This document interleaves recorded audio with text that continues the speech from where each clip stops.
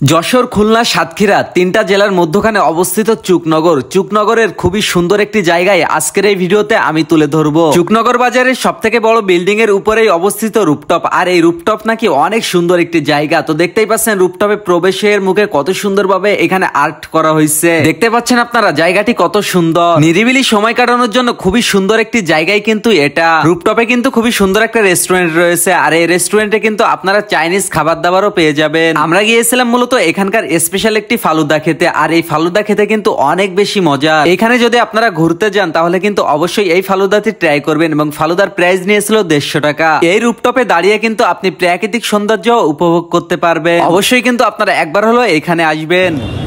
জায়গাটি কিন্তু আসলে অনেক বেশি সুন্দর। আপনারা যারা খুলনা এবং যশোরের ভিতরে নিরিবিলি একটি জায়গা খুঁজতেছেন, আপনারা কিন্তু চুকনগরে চলে আসতে পারেন। তো আপনারা কিন্তু অবশ্যই রুপটপে চলে আসবেন। আশা করি এই জায়গাটি আপনাদের ভালো লাগবে।